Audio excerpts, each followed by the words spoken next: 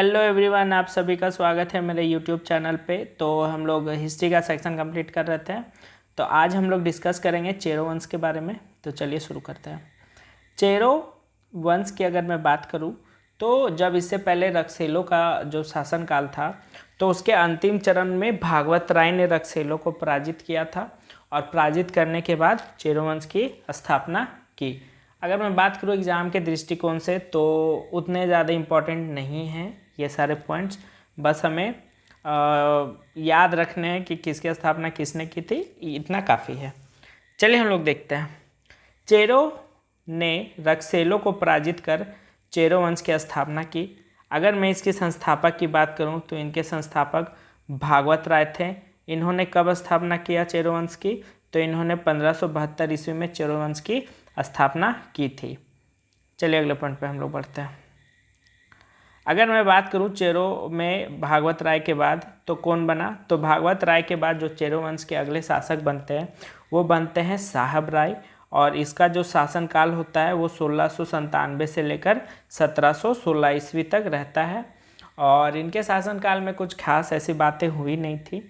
ज़्यादातर अगर इम्पॉर्टेंट रखने वाली बात है तो वो ये है कि इनके शासनकाल में बहादुर शाह, जहांदर शाह, फारूक सियर के ये साहेब राय समकालीन थे, और ये सारे लोग मुग़ल काल से रिलेटेड रखते थे, अपने संबंध रखते थे। वहीं के ये लोग सूबेदार थे, तो इनका संबंध उन लोगों के साथ अच्छा खासा था। तो इनके शासनकाल में बस इतना ही जो इम्पोर्टेंट पॉइंट है वो है।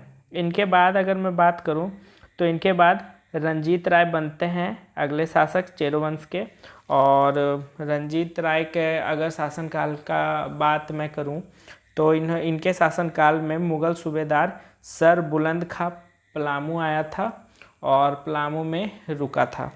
तो यही इनके शासनकाल में कुछ खास बातें जो हुई थी, और कुछ ऐसा खास नहीं है। एग्ज़ाम के दृष्टि से इतना काफ़ी है।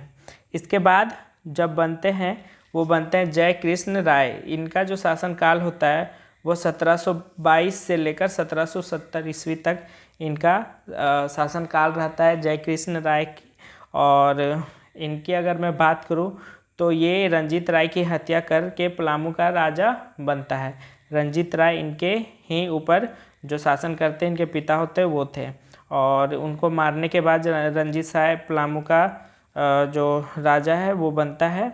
और इनके शासनकाल की अगर मैं बात करूं तो 1730 ईस्वी में फारूकउद्दौला ने जय कृष्ण राय से 5000 कर वसूले थे। जो सालाना कर जो उस टाइम सभी छोटे छोटे राज्य लोग बड़े राजाओं को देते थे, तो उनमें इन्होंने 5000 रुपये फारूकउद्दौला को एज ए कर के रूप में दिया था 1730 ईस्वी में।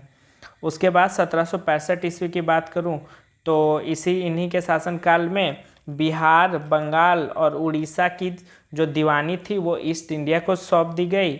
और फिर पलामू का भरपूर जो ईस्ट इंडिया कंपनी के अंग्रेज़ थे उन्होंने फिर पलामू को पूरा लूटा है दबा के।